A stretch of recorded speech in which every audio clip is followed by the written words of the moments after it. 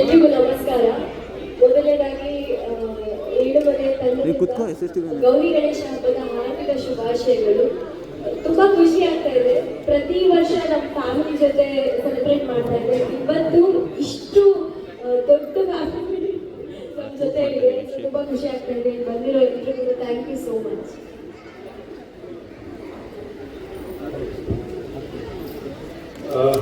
S, good morning ಎಲ್ರಿಗೂ. ಗೌರಿ ಗಣೇಶ ಹಬ್ಬದ ಶುಭಾಶಯಗಳು. ಆ್ಯಂಡ್ ಥ್ಯಾಂಕ್ ಯು ಎಲ್ಲ ಪ್ರತಿಯೊಬ್ಬರು ಮಾಧ್ಯಮದವರಿಗೆ ನಮ್ಮ ಜೊತೆ ಬಂದು ಸೇರಿ ಗಣೇಶ ಹಬ್ಬ ಮಾಡಿದ್ದಕ್ಕೆ, ಸೆಲೆಬ್ರೇಟ್ ಮಾಡಿದ್ದಕ್ಕೆ. And thank you sir, Shamshuddin sir, principal.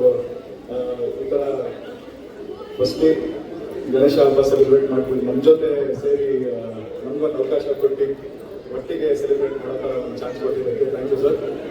And yes, so first Ganesha ಹಬ್ಬದ ಮಾತಾಡೋದು. ಈಗ ನಮ್ಮ ಸಿನಿಮಾ ಬಗ್ಗೆ ಮಾತಾಡೋದಿದ್ರೆ ಅದು ನೀವು ಕೇಳ್ತೀರಲ್ಲ ಪ್ರಶ್ನೆ ಇಲ್ವಾ? ನಾವೇ ಮಾತಾಡೋದ? ಓಕೆ, ಫಸ್ಟ್ ಜಗಪ್ಪ ಎಲ್ರಿಗೂ ಗೌರಿ ಗಣೇಶ ಹಬ್ಬದ ಶುಭಾಶಯಗಳು. ಏಳುಮಲೆ ಸಿನಿಮಾ ತಂಡದಿಂದ, ಹಾಗೆಯೇ ಇಲ್ಲಿ ಬಂದಿರುವಂಥ ಎಲ್ಲ ನಮ್ಮ ಮಾಧ್ಯಮ ಮಿತ್ರರಿಗೆ ಗೌರಿ ಗಣೇಶ ಹಬ್ಬದ ಶುಭಾಶಯಗಳು. ಹಾಗೆ ನಮ್ಮ ಕಿಂಗ್ಸ್ ಕ್ಲಬ್ ಓನರ್ ಆದಂಥ ಸರ್ಗೆ ನಮಸ್ಕಾರ ಸರ್. ಆ್ಯಕ್ಚುಲಿ ಭಾಳ ಖುಷಿ ಏನು ಅಂತಂದರೆ ಈ ಸಿನಿಮಾದ ಇವತ್ತು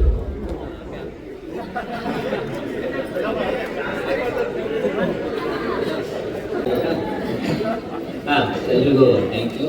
ಹಾಗೆ ನಮ್ಮ ಕಿಂಗ್ಸ್ ಕ್ಲಬ್ ಓನರ್ ಬಂದಿದ್ದಾರೆ. ಏನು ಖುಷಿ ವಿಚಾರ ಅಂತಂದರೆ ನಮ್ಮ ಸಿನಿಮಾ ತಂಡಕ್ಕೆ ಅವರು ಮೆಂಬರ್ಶಿಪ್ ಫ್ರೀಯಾಗಿ ಕೊಡ್ತಿದ್ದಾರೆ.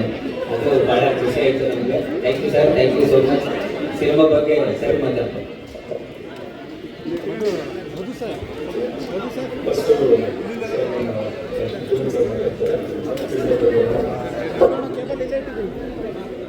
ಎಲ್ಲರಿಗೂ ಗೌರಿ ಗಣೇಶ ಎಲ್ಲರೂ ನಮ್ಮ ಜೊತೆ ಬಂದು ಹಬ್ಬನ ಆಚರಿಸ್ತಾ ಇದ್ದೀರಾ. ತುಂಬ ಖುಷಿ ಆಗ್ತದೆ. ಇದು ನೆಕ್ಸ್ಟ್ ಇನ್ನೂ ಜಾಸ್ತಿ ಮಾಡಬೇಕು ಬರೋ ವಿಷಯ ಖುಷಿ ಆಗ್ತದೆ. Thank you. ಮತ್ತು ನಾನೊಂದು ಸಿನಿಮಾ ಪ್ರೊಡ್ಯೂಸರ್ ಆಗಿ ಏನು ಕಷ್ಟದಿಂದ ಅನುಭವಿಸ್ತೀನಿ, ಹಾಗಾಗಿ ಯಾವುದೇ ಸಿನಿಮಾ ಬಂದು ನಮ್ಮ ಪ್ರೋತ್ಸಾಹ ಮತ್ತೆ ಅವಾಗ ಕಿಂಗ್ಸ್ ಕ್ಲಬ್ ಬಗ್ಗೆ ಒಂದು ವಿಶೇಷವಾದ ವಿಷಯ ಎಲ್ಲರಿಗೂ ತಲುಪಿಸಿ. ಕ್ಲಬ್ ಅಂದರೆ ತುಂಬ ಜನ ಬೇರೆ ರೀತಿ ಒಂದು ಮನೋಭಾವನೆ ಇಟ್ಕೊಂಡಿದ್ದಾರೆ. ಕ್ಲಬ್ ಅಂದರೆ ಈ ಥರನೂ ಇರ್ಬೋದು. ಮತ್ತು ಕಿಂಗ್ಸ್ ಕ್ಲಬ್ ಬಂದು ಪ್ರಮುಖವಾಗಿ ವುಮೆನ್ ಆ್ಯಂಡ್ ಚಿಲ್ಡ್ರನ್ ಸೇಫ್ಟಿ ಮತ್ತು ಫ್ಯಾಮಿಲಿಗೋಸ್ಕರ ಮಾಡಿರುವಂಥ ಕ್ಲಬ್ಬು ಅನ್ನೋ ವಿಷಯ ನಾನಿಲ್ಲಿ ಎಲ್ಲರೂ ಹೇಳಬೇಕು ಅಂತ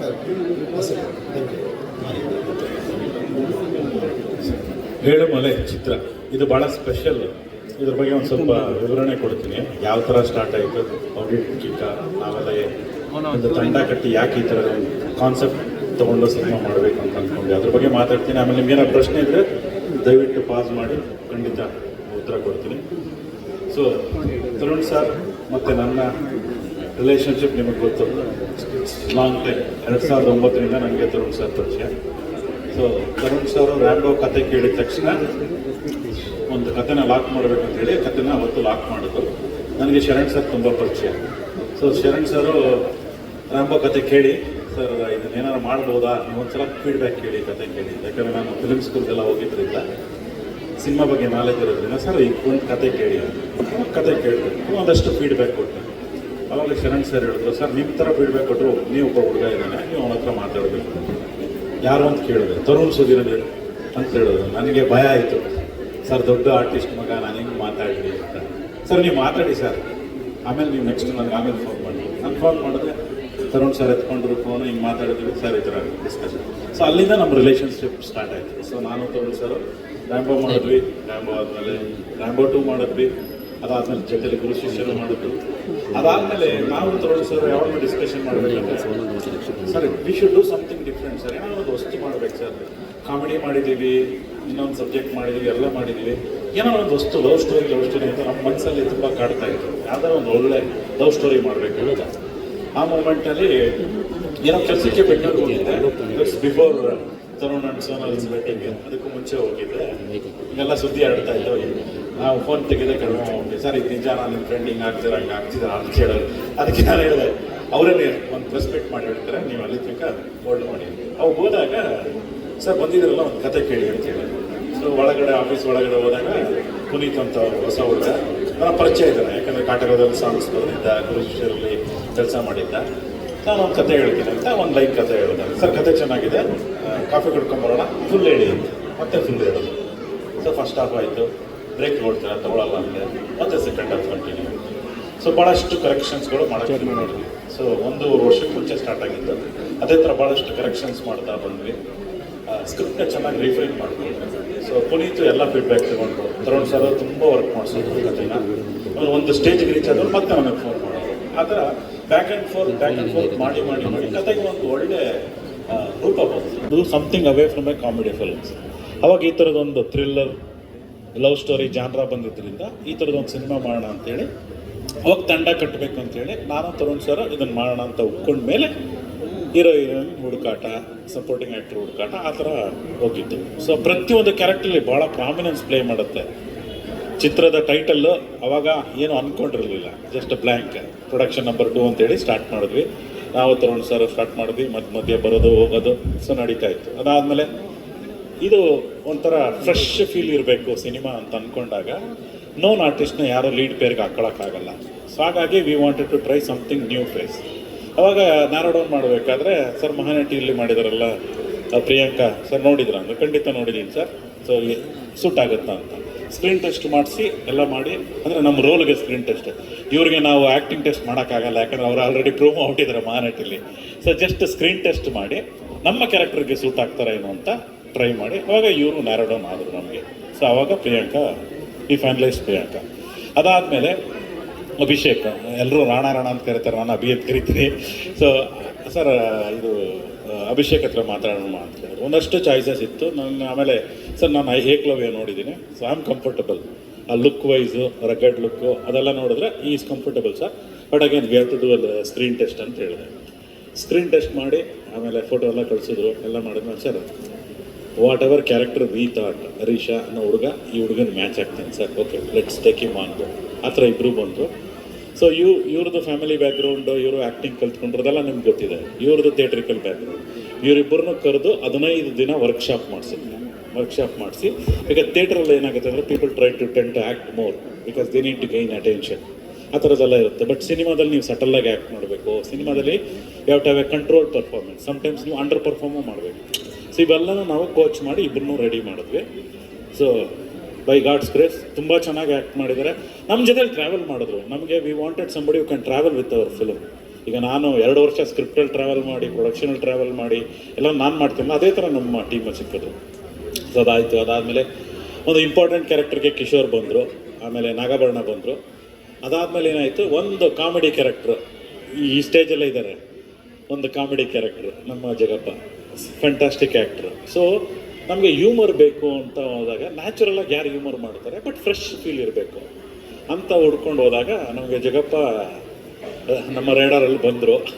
ಸೊ ಸರ್ ಜಗಪ್ಪ ಓಕೆ, ನಾನು ಸರ್ ಚೆನ್ನಾಗಿ ಮಾಡ್ತಾರೆ, ಬಟ್ ಇಡೀ ನೈಟೆಲ್ಲ ಶೂಟ್ ಮಾಡಬೇಕು ಸರ್. ಅವ್ರು ಇಡೀ ನೈಟಲ್ಲೇ ಅವ್ರು ಎದ್ದಿರೋದು, ಅವ್ರು ಕೆಲಸ ಮಾಡೋದಲ್ಲ ನೈಟಲ್ಲೇ, ಅವ್ರು ನೈಟ್ ಕೆಲಸನೇ ಮಾಡೋದು. ಹಂಗಾಗಿ ಸರ್ ಅವ್ರು ಸೂಟ್ ಆಗ್ತಾರೆ ಅಂತೇಳಿ ಆಮೇಲೆ ಕರೆಸಿ ಮಾಡಿದ್ವಿ. ನಿಜವಲ್ಲ ನಾವು ಫಸ್ಟ್ ಪ್ರಿಂಟ್ ನೋಡಿದಾಗಲೂ ಆಗಲಿ, ವಿತೌಟ್ ರೀ ರೆಕಾರ್ಡಿಂಗ್ 2 ತಿಂಗಳಿಗೆ ಮುಂಚೆ ಬಂದು 2 ದಿನಕ್ಕೆ ಪಿಕ್ಚರ್ ನೋಡ್ಕೊಂಡು ಹೋದಾಗಲೂ ಅಷ್ಟೇ, Jagappa has acted very well.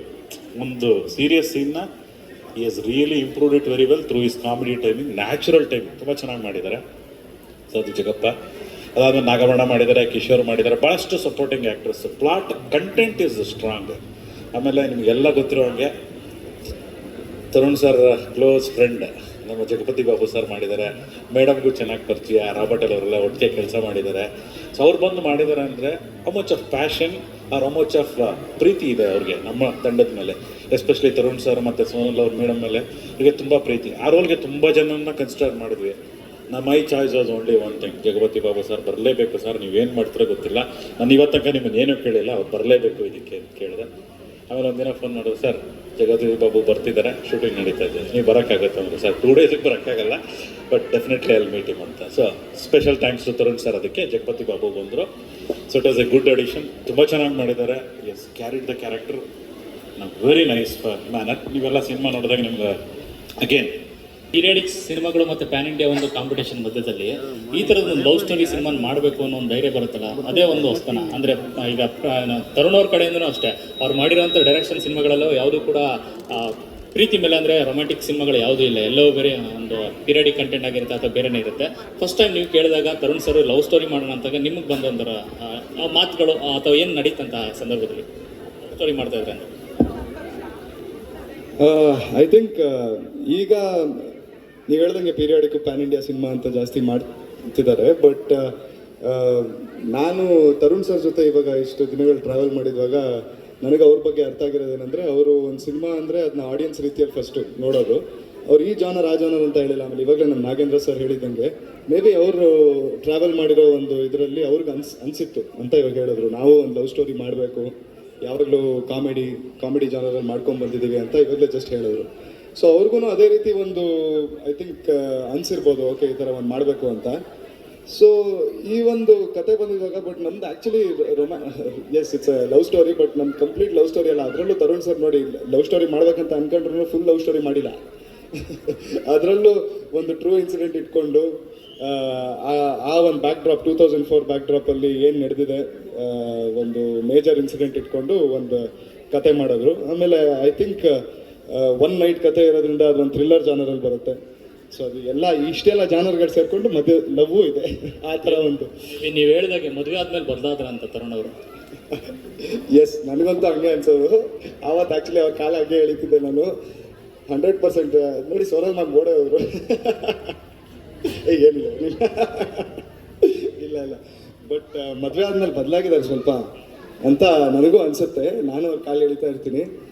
ಆಮೇಲೆ ಹಂಗೆ ಫ್ಯಾನ್ ಫಾಲೋಯಿಂಗು ಹುಡುಗಿರ ಬಳಗ ಒಂಚೂರು ಜಾಸ್ತಿ ಆಗಿದೆ ಅಲ್ಲ ಅವ್ರಿಗೆ, ಈ ಥರ ಗಂಡ ಬೇಕು ನನಗೆ ಅಂತ ಏನೋ ಮಾಡೋರು ಸೋನಲ್ ಮ್ಯಾಮ್. ನೋ ಬಟ್ ಅವನು ಸೀರಿಯಸ್ ನೋಟ್, ಐ ಥಿಂಕ್ ಈ ಥರ ಒಂದು ರೊಮ್ಯಾಂಟಿಕ್ ಥ್ರಿಲ್ಲರ್ ಸಿನಿಮಾನೇ ನಮ್ಮದು. ಸೊ ಚೆನ್ನಾಗಿ ಬಂದಿದೆ. ಆ್ಯಂಡ್ ಅದು ನಾವು ಹೇಳ್ತಾ ಇದ್ದೀವಿ, ನೀವು ನೋಡಿ ಹೇಳಬೇಕು. ಇವಾಗ 5ನೇ ಸೆಪ್ಟೆಂಬರ್ ಬರ್ತಾ ಇದೆ, ನೋಡ್ಬಿಟ್ಟು ಹೇಳಿ.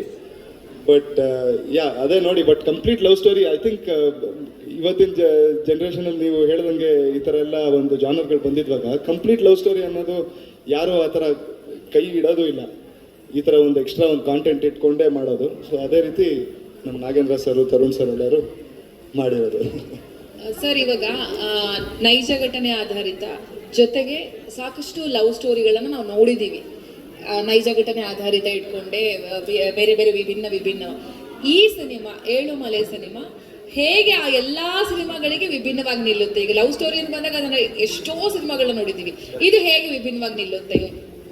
ಐ ಥಿಂಕ್ ಫಸ್ಟ್ಲಿ ನಮ್ಮದು ನೀವು ಹೇಳ್ತಿರೋದು ನೈಜ ಜೀವನದಲ್ಲಿ ನಡೆದಿರೋ ಲವ್ ಸ್ಟೋರಿನ ಹಿಡಿದು ನಾವು ಅದನ್ನ ಆಧಾರಿತವಾಗಿ ಒಂದು ಕತೆ ಮಾಡ್ಕೊಂಡಿರೋದು. ನಮ್ಮದು ಆ್ಯಕ್ಚುಲಿ ನೈಜ ಜೀವನದಲ್ಲಿ ನಡೆದಿರೋ ಒಂದು ಘಟನೆ. ಫಸ್ಟ್ಲಿ ಆ ಘಟನೆ ಒಂದು ಮೇಜರ್ ಒಂದು ಇನ್ಸಿಡೆಂಟ್ ಆಗಿರುತ್ತೆ. ಒಂದು ಕರ್ನಾಟಕ ತಮಿಳ್ನಾಡು ಮಧ್ಯದಲ್ಲಿ ನಡೆದಿರೋ ಒಂದು ಘಟನೆ ಅದು. ಆ ಮೇಜರ್ ಅದು ಬರೀ ನಮ್ಮ 2 ಸ್ಟೇಟ್ ಮಧ್ಯದಲ್ಲಿ ನಡೆದಿದ್ರು ಆಲ್ಮೋಸ್ಟ್ ಆಲ್ ಎಂಟೈರ್ ಇಂಡಿಯಾ ಗೊತ್ತಿರೋ ಘಟನೆ ಅದು. ನೀವೆಲ್ಲರೂ ಯಾವ ಜನ್ರೇಷನ್ ಅವರು ಆಗಿರಲಿ ಆ ಸಿನಿಮಾ ನೋಡಿದ್ವಾಗ, ನಾವು ಪ್ರಿಯಾಂಕಾ ಅವ್ರ ಕಾಲು ಎಳಿತಾ ಇರ್ತೀವಿ ಆವಾಗ ಜೆನ್ಜಿ ಅಂತ. ಈ ಜನ್ರೇಷನ್ ಅವರು, ಯಾಕಂದರೆ ಇವರು 2006 ಬಾರ್ನ್ ಅಂತೆ. ಸೊ 2004 ನಡೆದಿರೋ ಕತೆ ಇರೋದ್ರಿಂದ ಇವರು ಸಿನಿಮಾ ನೋಡಿದಾಗ್ಲೂ ಇವ್ರಿಗೂ ಕನೆಕ್ಟ್ ಆಗುತ್ತೆ ಆ ಒಂದು ಇನ್ಸಿಡೆಂಟು. ಸೊ ಆ ಥರ ಒಂದು ಇನ್ಸಿಡೆಂಟ್ನ ಇಟ್ಕೊಂಡು ಮಾಡಿರೋದು ನಾವು. ಬಿಟ್ಟರೆ ಆ ಟೈಮಲ್ಲಿ ಎಷ್ಟಾಗತ್ತಷ್ಟು ನಾವು ಲವ್ ಸ್ಟೋರಿ ವೈಸು ಕನೆಕ್ಟ್ ಮಾಡೋಕೆ ಹೋದ್ವಿ. ಅಂದರೆ ಒಂದು 4 ಲವ್ ಸ್ಟೋರಿ ಇತ್ತು ನಮ್ಮದು ಡೈರೆಕ್ಟ್ ರಿಸರ್ಚ್ ಮಾಡಿದಾಗ ಅದೆಲ್ಲ ಇತ್ತು. ಬಟ್ ಅದನ್ನು ನಾವು ಯಾವುದೋ ಆಧಾರಿತವಾಗಿ ತೊಗೊಂಡು ಮಾಡಿಲ್ಲ. ನಮ್ದು ಲವ್ ಸ್ಟೋರಿ ಏನಿದೆ ಅಂದರೆ ನಮ್ಮದು ಹರೀಶ ಮತ್ತು ಚಿನ್ನಿ ಕತೆ ಏನಿದೆ ಅದು ಒಂದು ಫಿಕ್ಷನಲ್ ಕತೆ. ಸೊ ಒಂದು ನೈಟಲ್ಲಿ ಆ ಘಟನೆ ನಡೆಯುತ್ತೆ. ಆ ಘಟನೆ ನಡೆದಿದ್ದಾಗ ಇವರಿಬ್ಬರು ಲವ್ ಸ್ಟೋರಿ ಹೇಗೆ ಎಫೆಕ್ಟ್ ಆಗುತ್ತೆ, ಇವ್ರ ಜೀವನದಲ್ಲಿ ಏನೇನಾಗುತ್ತೆ ಆ ಘಟನೆ ನಡೆದಿದ್ವಾಗ ಅಂತ ಅದನ್ನ ತೋರ್ಸೋಕೆ ಹೊರಟಿದ್ದೀನಿ. ಸೊ ಒಂದು ಡಿಫ್ರೆನ್ಸ್ ಇದೆ. ಅವರೇ, ನೀವು ಫಸ್ಟ್ ಮೂವಿಗಿಂತ ಈಗ ಸೆಕೆಂಡ್ ಮೂವಿಯಲ್ಲಿ ಏನಾದರೂ ಬದಲಾವಣೆ ತಂದಿದ್ದೀರಾ? ಯಾಕಂದರೆ ಏಕಲವ್ಯ ಆದಮೇಲೆ ಒಂದಿಷ್ಟು ಚೇಂಜಸ್ ಜನ ಎಕ್ಸ್ಪೆಕ್ಟ್ ಮಾಡಿರ್ತಾರೆ ನಿಮ್ಮಿಂದ. ಸೊ ಈ ಸಿನಿಮಾ ಮೂಲಕ ಏನು ಎಕ್ಸ್ಪೆಕ್ಟ್ ಮಾಡಬಹುದು ರಾಣಾದಿಂದ?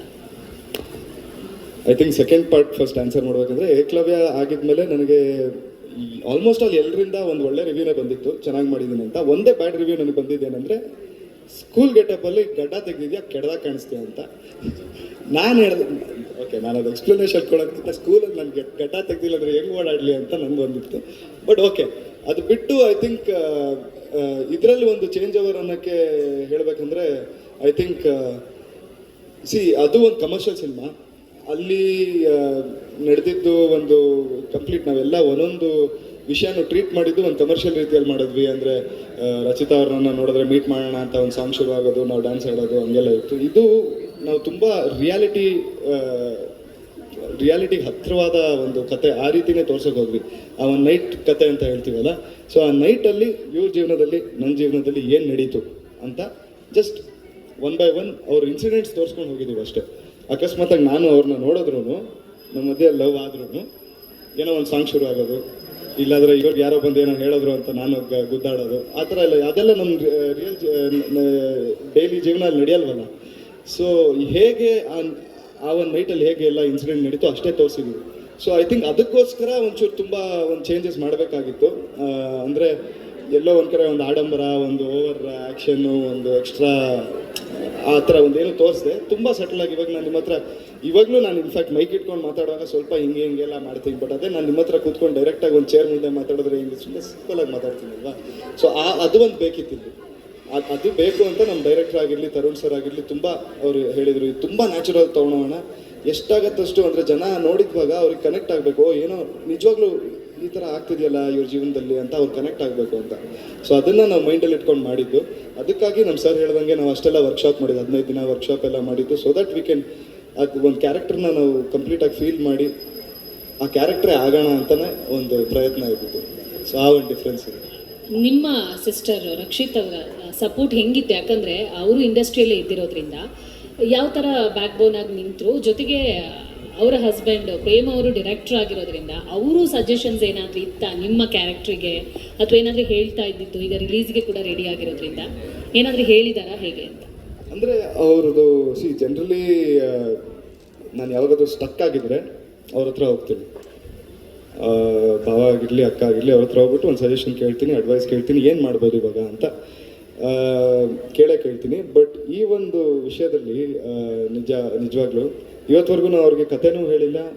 ಯಾಕಂದರೆ ಈ ಕತೆ ನನಗೆ ಯಾವಾಗ ಪುನೀತ್ ಸರ್ ಹೇಳಿದ್ರು, ಪುನೀತ್ ರಂಗಸ್ವಾಮಿ ಅವ್ರು ನಮ್ಮ ಡೈರೆಕ್ಟ್ರು, ಅವರು ನನ್ನ ಕತೆ ನರೇಟ್ ಮಾಡಿದರು, ಆವಾಗಿಂದ ನನಗೆ ಯಾವತ್ತೂ ಒಂದು ಸ್ಟಕ್ ಫೀಲಿಂಗ್ ಬಂದೇ ಇಲ್ಲ. ಅಂದರೆ ನನಗೆ ಒಂದು ಪ್ರಶ್ನೆನೇ ಬಂದಿಲ್ಲ ಮೈಂಡಲ್ಲಿ. ನಾನು ಜಸ್ಟ್ ಒಂದು ಇನ್ಫಾರ್ಮ್ ಮಾಡ್ಕೊಂಡು ಹೋಗ್ತಾ, ಅಂದರೆ ಇನ್ಫಾರ್ಮ್ಗಿಂತ ಜಾಸ್ತಿ ಹೇಳ್ತಾ ಇದ್ದೆ. ಅಂದರೆ ನಮ್ಮ ಫ್ಯಾಮ್ಲಿಯಲ್ಲಿ ಅಥವಾ ನಮ್ಮ ಮನೇಲಿ ಹೇಳ್ತೀವಲ್ವ ನಾವು ಈ ಥರ ಒಂದು ಕೆಲಸ ಮಾಡ್ತಾ ಇದ್ದೀನಿ ಅಂತ, ಆ ಥರ ಹೇಳ್ಕೊಂಡು ಹೋದೆ ಹೊರತು ಗೈಡೆನ್ಸ್ ಅಂತ ನಮ್ಗೆ ಬೇಕಾಗೇ ಇರಲಿಲ್ಲ. ಆಮೇಲೆ ನಮ್ಮ ಸಿನಿಮಾ ಟೀಮೇ ಒಂದು ಫ್ಯಾಮ್ಲಿ ಆಗಿಬಿಟ್ಟು ಅದರಲ್ಲೇ ಒಂದು ಗೈಡ್ ಆಗಿ ನಮ್ಮ ತರುಣ್ ಸರ್ ನಿಂತಿದ್ರು. ಅಂಥದ್ದೇನಾದರೂ ಡೌಟ್ ಇದ್ದರೆ ತರುಣ್ ಸರ್ಗೆ ಹೋಗಿ ಕೇಳ್ತಾ ಇದ್ವಿ ನಾವು. ಅದು ತುಂಬ ಸರಿ ಹೇಳಿದ್ದೀನಿ ಮ್ಯಾಮ್. ಸೊ ಪಾಪ ಅವರಂತೂ ನಿಜವಾಗ್ಲೂ ತರುಣ್ ಸರು, ನಮ್ಮ ನಾಗೇಂದ್ರ ಸರ್ ಪಾಪ ಯಾವಾಗಲೂ ಜಾಸ್ತಿ ಬಂದಿಲ್ಲ. ಅದೇ ಐ ಥಿಂಕ್ ಒಂದ್ಸಲ 2 ದಿನ ಬಂದಿದ್ರಲ್ಲ ಸರ್ ನೀವು, ಅದು ಬಂದ್ಬಿಟ್ಟು ನಮ್ಗೆ ಯಾರಿಗೂ ಸಿಕ್ಕಿಲ್ಲ. ಅವ್ರು ಹೊರಟಿದ್ಮೇಲೆ ನಾವು ಅವ್ರಿಗೆ ಫೋನ್ ಮಾಡಿದ್ದೀವಿ, ನಾವು ಮೆಸೇಜ್ ಮಾಡಿದ್ವಿ, ಸರ್ ಎಲ್ಲಿ ಸರ್ ಬಂದಿದ್ರಂತೆ ಅಂದರೆ, ಇಲ್ಲ ನಾನು ಬಂದಿದ್ದೆ 2 ದಿನ, ಅದಕ್ಕೆ ನಾನು ಕಾಂಟ್ಯಾಕ್ಟೇ ಮಾಡೋಕ್ಕೆ ಹೋಗಿಲ್ಲ ಅಂದ್ಬಿಟ್ಟು. So but Tarun sir I think ಎಂಥ ಒಳ್ಳೆ ನಿರ್ಮಾಪಕರು ಅಂದರೆ, ನಮ್ಗೆಲ್ರಿಗೂ ಜಗಪ್ಪ ಅವರೇ ನೀವು ಹೇಳ್ಬೇಕು, ಎಲ್ಲ ನಮ್ಗೆಲ್ಲರೂ ಎಷ್ಟು ಚೆನ್ನಾಗಿ ನೋಡ್ಕೊಂಡ್ರು ಅಂದರೆ, ನಾವು ಕಂಪ್ಲೀಟ್ ಒಂದು ಫ್ಯಾಮಿಲಿ ಥರ. 7 ಮೇಲೆ ಸಿನಿಮಾ ಮುಗ್ದಿದ್ವಾಗ ಒಂದು ಕಡೆ ಖುಷಿ, ಏನು ಸಿನಿಮಾ ಮುಗೀತು ಇವಾಗ ರಿಲೀಸಿಗೆ ಬರುತ್ತೆ ಅಂತ, ಒಂದು ಕಡೆ ಎಲ್ಲ ಬೇಜಾರು, ಅಯ್ಯೋ ನಮ್ಮ ಫ್ಯಾಮ್ಲಿ ಇವಾಗ ಈ ಥರ ಒಂದು ಟ್ರಾವೆಲ್ ಎಂಡ್ ಆಗ್ತಿದೆಯಲ್ಲ ಅಂತ. ಸೊ ಹಂಗಿರುವಾಗ ನಾನು ಯಾವತ್ತೂ ಆ ಥರ ಒಂದು ಸಂದರ್ಭನೇ ಬಂದಿಲ್ಲ ಹೋಗ್ಬಿಟ್ಟು ಪ್ರಶ್ನೆ ಕೇಳೋ ಥರ. ನನಗೂ ಆ್ಯಕ್ಚುಲಿ ಅದ್ರ ಬಗ್ಗೆ ಖುಷಿ ಇದೆ. ಈ ಒಂದು ಸಿನಿಮಾ ಐ ಫೀಲ್ ತುಂಬ ಒಂದು ಬೇರೆ ರೀತಿ ಮೂಡ್ ಬಂದಿದೆ. ಆಮೇಲೆ ನಮ್ಗೆ ಏನು ಅಂದ್ಕೊಂಡಿದ್ವಿ ಆ ರೀತಿ ಒಂದು ರಿಸಲ್ಟ್ ಬಂದಿದೆ. ಎಲ್ಲೋ ಒಂದು ಕಡೆ ಒಂದೊಂದ್ಸಲ ಏನಾಗುತ್ತೆ ಅಂದರೆ, ಶೂಟ್ ಮಾಡುವಾಗ ಒಂದು ರೀತಿ ಆಗುತ್ತೆ, ಎಡಿಟ್ ಮಾಡಿದಾಗ ಅದೇ ಚೇಂಜ್ ಆಗಿಬಿಡುತ್ತೆ, ಅಂದರೆ ಚೇಂಜಸ್ ಆಗ್ತಾ ಹೋಗುತ್ತೆ. ಬಟ್ ಇದು ನಾವು ಏನು ಅಂದ್ಕೊಂಡಿದ್ವಿ ನರೇಷನಲ್ಲಿ, ಹಾಗೆ ಒಂದು ಔಟ್ಪುಟ್ ಬಂದಿದೆ ಅನ್ಬೋದು. So I am excited actually. ಇವ್ರದ್ದು ಫಸ್ಟ್ ಡೇ ಬರ್ತಾರಲ್ಲ ಎಲ್ಲರೂ ಸಿನಿಮಾ ನೋಡೋಕ್ಕೆ ಗಾಂಧಿನಗರಗೆ, ನೋಡ್ಬಿಟ್ಟು ನಂಗೆ ಏನು ಹೇಳ್ತಾರೆ ಅಂತ ನಾನು ಕಾಯ್ತಾ ಇದ್ದೀನಿ. ಅಂದರೆ ಅವ್ರದ್ದು ಒಂದು ರಿಸಲ್ಟ್ ಅವ್ರ ಕಡೆಯಿಂದ ಏನು ಬರುತ್ತೆ ಅಂತ. ಏಳುಮಲೆ ಶುರುವಾಗಬೇಕಾದ್ರೆ ಬರೀ ರಾಣಾ ಮತ್ತು ಪ್ರಿಯಾಂಕಾ ಅಂತ ಮಾತ್ರ ಇತ್ತು. ಬಟ್ ಏಳುಮಲೆ ಮುಗಿಯೋದ್ರಷ್ಟೊತ್ತಿಗೆ ಪ್ರಿಯಾಂಕಾಗೆ ಬೇರೆ ಬೇರೆ ಭಾಷೆಯಿಂದ ಆಫರ್ಸ್ ಬರ್ತಾ ಇದೆಯಂತೆ. ರಾಣಾಗೆ ಆಫರ್ಸ್ಗಳು ಹೆಂಗೆ ಬರೋಕ್ಕೆ ಶುರುವಾಗ್ತಿದೆ ಅಂತ? ಐ ಥಿಂಕ್ ನಮಗೆ ನನಗೆ ಕಂಟಿನ್ಯೂಸ್ ರೈಟ್ ಫ್ರಮ್ ಏಕಲವ್ಯ ಆದಮೇಲೆ ಇವಾಗಿಂದ I keep listening to stories. ನನಗೆ ಅದು ನಡೀತಾನೆ ಇರುತ್ತೆ, ಅದು ದಿನನಿತ್ಯವಾದ ಕತೆ. ಇವಾಗಂತೂ ನನಗೆ ಬಂದಿರೋ ಕತೆಗಳೂ ನಾನು ಸೆಪ್ಟೆಂಬರ್ 5 ಆದಮೇಲೆ ಕೇಳ್ತೀನಿ ಅಂತ ಹೇಳಿದ್ದೀನಿ. ಬಿಕಾಸ್ ಇವಾಗ ಸ್ವಲ್ಪ ಪ್ರಮೋಷನಲ್ಲಿ ಇರ್ತೀನಿ, ಇವಾಗ ಬೇಡ ಅಂತ ಹೇಳಿಟ್ಟಿದ್ದೀನಿ. ಬಟ್ ಬೇರೆ ಭಾಷೆ ಅನ್ನೋದು ಅದು ಹೀರೋಯಿನ್ಗಳದ್ದು ಪಾತೆ ಬೇರೆ, ನಮ್ಮದು ಪಾತೆ ಬೇರೆ. ಆಮೇಲೆ ನನಗೆ ಬೇರೆ ಭಾಷೆ ಬಂದರೂ ನಾವು ಅನ್ನೋದಕ್ಕಿಂತ ನಾನಂತೂ ಹೋಗೋಕೆ ಇಷ್ಟಪಡಲ್ಲ. ಯಾಕಂದರೆ ಇವತ್ತಿನ ದಿನದಲ್ಲಿ ನಾವು ಯಾಕೆ ಬೇರೆ ಭಾಷೆಗೆ ಹೋಗಬೇಕು ಆ್ಯಸ್ ಅನ್ ಆ್ಯಕ್ಟರ್? ನಾವು ಇಲ್ಲೇ ಒಂದು ಒಳ್ಳೆ ಕಾಂಟೆಂಟ್ ಸಿನಿಮಾ ಮಾಡಿದ್ರೆ ಇವಾಗ 7 ಮೂಲೆ ನೋಡಿ ಮಾಡಿದ್ದೀವಿ, ತೆಲುಗು ತಮಿಳ್ ಎಲ್ಲದರಲ್ಲೂ ರಿಲೀಸ್ ಆಗ್ತಾ ಇದೆ. ಬಟ್ ನಮ್ಮ ಕನ್ನಡ ಭಾಷೆ ಸಿನಿಮಾ ಅಲ್ವಾ, ನಾವು ಯಾಕೆ ಹೋಗ್ಬೇಕಲ್ಲಿ?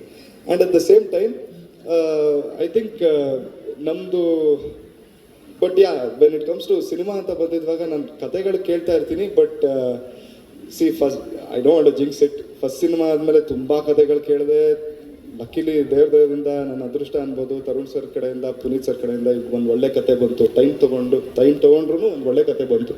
ಅದೇ ರೀತಿ ಈ ಸಲ ಅಷ್ಟೊತ್ತು ಆಗದೆ ಇದ್ರೆ ಸಾಕಪ್ಪ, ಒಂದು ಒಳ್ಳೆ ಕತೆ ಬೇಗ ಕರೆಕ್ಟಾಗಿ ಸಿಗಲಿ ಅಂತ. ಅಂದರೆ ಇದೇ 2 ಲೈನಪ್ಪಲ್ಲಿ. ಬಟ್ ಈ ಸಿನಿಮಾ ಹೆಂಗೆ ಅಂದರೆ ಲಾಸ್ಟ್ ಟೈಮು ಲೈನಪ್ಪಲ್ಲಿ ಇತ್ತು, ಅದು ಬ್ಯಾಕ್ ಸೀಟ್ ತೊಗೊಳ್ತು, ಇದು ಕಿಕ್ ಸ್ಟಾರ್ಟ್ ಆಯಿತು. ಆ ಥರ ಹೇಳೋಕ್ಕಾಗಲ್ವಲ್ಲ. ಸೊ ನೋಡೋಣ ಯಾವುದು, ಹೋಪ್ಫುಲಿ ಫಿಂಗರ್ಸ್ ಕ್ರಾಸ್ ನೋಡೋಣ. ದೊಡ್ಡ ಪ್ರೊಡಕ್ಷನ್, ದೊಡ್ಡ ಪ್ರೊಡಕ್ಷನ್ ಇದೆ, ಗ್ರೇಟ್. ಬಟ್ ಅದು ಒಂದು ಹೇಳ್ಬಿಡ್ತೀನಿ, ಇವತ್ತೇನಿದ್ರು ಕಾಂಟೆಂಟ್ ಇಸ್ ದ ಕಿಂಗ್. ನೀವು ಈ ದೊಡ್ಡ ಪ್ರೊಡಕ್ಷನಿಂದ ಏನೋ ಒಂದು ಸಿನಿಮಾ ಮಾಡಿದ್ರೆ ಅದು ಓಡ್ತಾ ಇದೆಯಾ, ಅಥವಾ ಒಂದು ದೊಡ್ಡ ಡೈರೆಕ್ಟರ್ ಇದ್ಬಿಟ್ಟು ಸುಮ್ಮನೆ ಅಂದರೆ ಅದು ಒಂದು ಇದ್ಬಿಟ್ರೆ ಓಡಲ್ಲ. But at the same time ನೀವು ಅದೇ ಒಂದು ಕಾಂಟೆಂಟ್ ಇರೋ ಒಂದು ಒಳ್ಳೆ ಸಿನಿಮಾ ಮಾಡಿ, ಇವತ್ತು ಥಿಯೇಟ್ರಲ್ಲಿ ಓಡಿಲ್ಲ ಅಂದರೂ ನಾಳೆ ಒಂದು ಟಿವಿಯಲ್ಲಿ ಆಡಿಯನ್ಸ್ ಬಂದೇ ಬರುತ್ತೆ, ಅದಕ್ಕೆ ಅಂದರೆ ರೀಚ್ ಆಗೇ ಆಗುತ್ತೆ. ಸೊ ಐ ಥಿಂಕ್ ನಾನು ಹುಡುಕ್ತಾ ಇರೋದು ರೈಟ್ ಕಾಂಟೆಂಟ್ ಸ್ಕ್ರಿಪ್ಟ್. ಬಟ್ ಅದ್ರ ಜೊತೆ ನೀವು ಹೇಳಿದಾಗ ಒಂದು ಒಳ್ಳೆ ದೊಡ್ಡ ಪ್ರೊಡಕ್ಷನ್ ಇದ್ದರೆ ಐಸಿಂಗ್ ಆನ್ ದ ಕೇಕ್ ಅಲ್ವಾ, ಗ್ರೇಟ್. ಸರ್, ಈಗ ಇವತ್ತಿನ PAN India, PAN world, multi star ಸಿನಿಮಾಗಳ ಮಧ್ಯೆ ಒಂದು ಕನ್ನಡ ಸಿನಿಮಾಗಳು ಥಿಯೇಟ್ರಲ್ಲಿರೋದು ತುಂಬ ಕಷ್ಟ ಆಗಿದೆ. ಅದ್ರ ಜೊತೆಗೆ ನೀವು ಹೇಳಿದಾಗ ಕಂಟೆಂಟ್ ಸೂಪರಾಗಿರಬೇಕು, ಅದು ಜನಕ್ಕೆ ರೀಚ್ ಆಗಬೇಕು. ಯಾವುದೋ ಮಿಡಲ್ ಕ್ಲಾಸಲ್ಲಿ ಒಬ್ಬ ವ್ಯಕ್ತಿ ಫ್ಯಾಮಿಲಿ ಕರ್ಕೊಂಡು ಬೆಳಗ್ಗೆ ಥಿಯೇಟ್ರಿಗೆ ಹೋದರೆ, ಬೆಳಗ್ಗೆಲ್ಲ ಒಂದು ಹೊರಗಡೆ ಔಟಿಂಗ್ ಮಾಡಿ ಸಂಜೆ ಸಿನಿಮಾ ನೋಡಿ ಮನೆಗೆ ಹೋಗ್ಬೇಕಾದ್ರೆ ಆ ಡೇ ಫುಲ್ ಆಗದೆ ಆ ಸಿನಿಮಾ ಚೆನ್ನಾಗಿದ್ದಾಗ. ಸೊ ಆ ದೃಷ್ಟಿಲಿ ನೋಡೋದಾದರೆ 7 ಮೇಲೆ ಸಿನಿಮಾ ಪ್ರೇಕ್ಷಕರಿಗೆ ಎಷ್ಟು ಸ್ಯಾಟಿಸ್ಫೈ ಕೊಡುತ್ತೆ? ಓಕೆಪ್ಪ, ನಾವು ಖರ್ಚು ಮಾಡಿದ್ದು 1,000, 1,500 ದುಡ್ಡು 7 ಮೇಲೆಯಿಂದ ಅದು ಸ್ಯಾಟಿಸ್ಫೈ ಸಿಕ್ತು ಅನ್ನೋಷ್ಟು ಭರವಸೆ ಪ್ರೇಕ್ಷಕರಿಗೆ ಕೊಡ್ತೀರಾ? 1,000 ಅಯ್ಯೋ ಅಷ್ಟೊಂದು ಅಂದರೆ ಫುಲ್ ಓವರಾಲ್ ಖರ್ಚು ಸರ್, ಏನೋ ಪಾಪ್ಕಾರ್ನು ಇಲ್ಲ. ಬಟ್ 100% ಇದು 1,000 ನೀವೇನಾದರೂ ಖರ್ಚು ಮಾಡಿದರೆ ನಿಮ್ಮ ಕಂಪ್ಲೀಟ್ ಪೈಸಾ ವಸೂಲ್ ಸಿನಿಮಾ ರೀ ಇದು. ನಾನು ಆ್ಯಸ್ ಅನ್ ಆಡಿಯನ್ಸ್ ಫಸ್ಟ್ ಈ ಸಿನಿಮಾ ನೋಡಿದ್ದು ನರೇಶನ್ ನೋಡುವಾಗ. ನಾನು ಯೂಶ್ವಲಿ ನರೇಶನ್ಗೆ ಹೋಗಿದ್ವಾಗ ಒಂದು ಬ್ಲ್ಯಾಂಕ್ ಪೇಜ್ ಥರ ಹೋಗ್ತೀನಿ ಒಂದು ಸಿನಿಮಾ ಕೇಳೋಕ್ಕೆ, ಯಾಕಂದರೆ ಅದನ್ನ ಕಣ್ಣು ಮುಚ್ಕೊಂಡು ಸುಮ್ಮನೆ ಒಂದು ಸಿನಿಮಾ ಥರ ನೋಡ್ತಾ ಇರ್ತೀನಿ. ನಾನು ಆಡಿಯನ್ಸ್ ಥರನೇ ನೋಡೋದು. ಅದು ಎಂಜಾಯ್ ಅಂದರೆ ಎಲ್ಲೂ ಒಂದು ಕಡೆ ಬೋರ್ ಆಗಬಾರ್ದು, ಲ್ಯಾಗ್ ಆಗಬಾರ್ದು, ಜಸ್ಟ್ ಒಂದು ಎಂಜಾಯ್ಮೆಂಟ್ ಇರಬೇಕು. ಆವಾಗಲೇ ನಂಗೆ ಅದು ಇಷ್ಟ ಆಗೋದು. ಅದು ಎನಿ ನಾರ್ಮಲ್ ಕತೆ ಸುಮ್ಮನೆ ಒಂದು ನೋಡಿದ್ವಾಗ. ಇದು ನಾನು ಫಸ್ಟ್ ಟೈಮ್ ಕೇಳಿದ್ವಾಗ ನರೇಶನ್ನು ತರುಣ್ ಸರ್ ಸರ್ಟಿಫೈಡ್ ಕತೆ ಇತ್ತಿದ್ದು. ಅಂದರೆ ತರುಣ್ ಸರ್ ಕಡೆಯಿಂದ ಒಂದು ಕತೆ ಬಂದಿದ್ದಾಗ ಫಸ್ಟ್ಲಿ ಅವರು ಆ ಥರ ಒಂದು ನಿರ್ದೇಶಕರಾಗಿರುವಾಗ ನಮ್ಗೆ ಫಸ್ಟ್ ಆಫ್ ಆಲ್ ಒಂದು ಎಕ್ಸ್ಪೆಕ್ಟೇಷನ್ ಇರುತ್ತೆ. ಇದು ಹೆಂಗೆ ಅಂದರೆ ಒಂದು ಸುದೀಪ್ ಸರ್ ಸಿನಿಮಾ ನೋಡಿದಂಗೆ. ಸುದೀಪ್ ಸರ್ ಸಿನಿಮಾ ನಾವು ಫಾರ್ ಎಕ್ಸಾಂಪಲ್ ಅಥವಾ ಬಾಸ್ ಸಿನಿಮಾ ನೋಡಿದ್ರೆ ನಾವೇನು ಸುಮ್ಮನೆ ಕೂತ್ಕೊಳ್ತೀವ, ಒಂದು ಎಕ್ಸ್ಪೆಕ್ಟೇಷನ್ ಜೊತೆ ನೋಡ್ತೀವಲ್ವಾ. ಅದೇ ರೀತಿ ಇವ್ರ ಕಡೆಯಿಂದ ಒಂದು ಕತೆ ಬಂದಿದ್ದಾಗ ನನಗೆ ಒಂದು ಎಕ್ಸ್ಪೆಕ್ಟೇಷನ್ ಇತ್ತು. ಪುನೀತ್ ಸರ್ ನಂಗೆ ಆ ಕತೆ ಹೇಳಿದಾಗ ನಾನು ಕಣ್ಣು ಮುಚ್ಕೊಂಡು ಆ ಕತೆನ ಜಸ್ಟ್ ಇಮ್ಯಾಜಿನ್ ಮಾಡ್ತಿರುವಾಗ ಆ ಒಂದು ನಂದೇನು ಎಕ್ಸ್ಪೆಕ್ಟೇಷನ್ ಇತ್ತು ಅದು ಫುಲ್ಫಿಲ್ ಆಯಿತು. So I feel paisa vasool cinema ಇದು. ಆ್ಯಂಡ್ ನೀವು ಒಂದು ಹೇಳಿದ್ರಲ್ಲ, ಒಂದು ದಿನ ನೀವು ಬೆಳಗ್ಗೆ ಹೋಗ್ಬಿಟ್ಟು ಒಂದು ಸಿನಿಮಾ ನೋಡಿದ್ರೆ ಅದು ಪೂರ್ತಿ ದಿನಕ್ಕೆ ಎಫೆಕ್ಟ್ ಆಗುತ್ತೆ ಅಂತ. ಇದು ನಿಜವಾಗ್ಲೂ this cinema is an experience ನಮ್ಮದು. ಬಿಕಾಸ್ ಇದು ಜಸ್ಟ್ ಒಂದು ರೊಮ್ಯಾಂಟಿಕ್ ಸಿನಿಮಾ ಅಲ್ಲದೆ ಇಟ್ಸ್ ಅ ಥ್ರಿಲ್ಲರ್ ಜಾನರ್. ಒಂದು ನೈಟಲ್ಲಿ ನಡೆಯೋ ಒಂದು ಫಾಸ್ಟ್ ಪೇಸ್ಟು ಒಂದು ಟ್ರೂ ಇನ್ಸಿಡೆಂಟ್ ಇಟ್ಕೊಂಡು ಮಾಡಿರೋ ಸಿನಿಮಾ ಇದು. ಸೊ ಐ ಥಿಂಕ್ ಎಷ್ಟು ಫಾಸ್ಟ್ ಪೇಸ್ಟಾಗಿ, ಎಷ್ಟು ಎಡ್ಜ್ ಆಫ್ ದ ಸೀಟ್ ಒಂದು ಎಕ್ಸ್ಪೀರಿಯನ್ಸ್ ಇದೆ ಅಂದರೆ ನೀವು ಇದನ್ನ ಬಿಗ್ ಸ್ಕ್ರೀನಲ್ಲಿ ನೋಡಿದ್ರೇ. ನಾನು ಯಾವಾಗಲೂ ಹೇಳ್ತಾ ಇರ್ತೀನಿ, ಒಂದು ಹಾರರ್ ಸಿನಿಮಾನ ನೀವು ಒಂದು ಫೋನ್ ಇಟ್ಕೊಂಡು ನೋಡ್ಬೋದು. ಬಟ್ ಎಲ್ಲೋ ಒಂದು ಕಡೆ ಭಯ ಆಗ್ತಿದೆ, ಅಲ್ಲಿ ಡೋರ್ ಓಪನ್ ಆಗ್ತಿದೆ, ಕಿವಿ ಅಂತ ಸೌಂಡ್ ಬಂದಿದ ತಕ್ಷಣ ಕಿವಿ ಮುಚ್ಕೊಂಡು ಫೋನ್ ಹಿಂಗೆ ತೆಗೆಸ್ಬಿಟ್ರೆ ಮುಗೀತು. ಅದೇ ನೀವು ಒಂದು ಬಿಗ್ ಸ್ಕ್ರೀನ್ ಮುಂದೆ ಹಂಗೆ ಕೂತಿರುವಾಗ ಏನಾದರೂ ಮಾಡಿ ಕಣ್ಣು ಮುಚ್ಕೊಳ್ಳಿ, ಆದರೂ ಕೇಳಿಸುತ್ತೆ, ಕಿವಿನೂ ಮುಚ್ಕೊಳ್ಳಿ, ಆದರೂ ಆ ಸೌಂಡ್ ಕೇಳಿಸ್ತಿರುತ್ತೆ. ನೀವೆಲ್ಲೂ ನೋ ಎಸ್ಕೇಪ್, ಅದನ್ನ ಎಂಜಾಯ್ ಮಾಡ್ಕೊಂಡೆ ಆಚೆ ಬರ್ತೀರ. ಅದೇ ಬಿಗ್ ಸ್ಕ್ರೀನ್ ಒಂದು ಎಕ್ಸ್ಪೀರಿಯನ್ಸ್ ಅನ್ನೋದಲ್ವಾ. ಆ ಒಂದು ಎಕ್ಸ್ಪೀರಿಯನ್ಸ್ ನಮ್ಮ ಸಿನಿಮಾಲ್ಲಿ ಸಿಗುತ್ತೆ. ಬಿಕಾಸ್ ನಮ್ಮದು ಆ ಥರ ಒಂದು ಒನ್ ನೈಟ್ದು edge of the seat thriller ಅದು. ಸೊ 100% ಎಲ್ಲರೂ ಯಾರೆಲ್ಲ ಬಂದು ನಮ್ಮ ಸಿನಿಮಾ ನೋಡ್ತಾರೆ ಎಲ್ಲರೂ ನೋಡಿ. ದಯವಿಟ್ಟು 5ನೇ ಸೆಪ್ಟೆಂಬರು ಬರ್ತಾ ಇದೆ, ನಿಮ್ಮ ಹತ್ತಿರದ ಚಿತ್ರಮಂದಿರಗಳಲ್ಲಿ ಬಿಗ್ ಸ್ಕ್ರೀನ್ಗೆ ಹೋಗಿ ನೋಡಿ. ಸೊ ಅಲ್ಲಿ ಹೋಗಿ ನೋಡಿದಾಗ 100% ಪೈಸಾ ವಸೂಲಾಗುತ್ತೆ.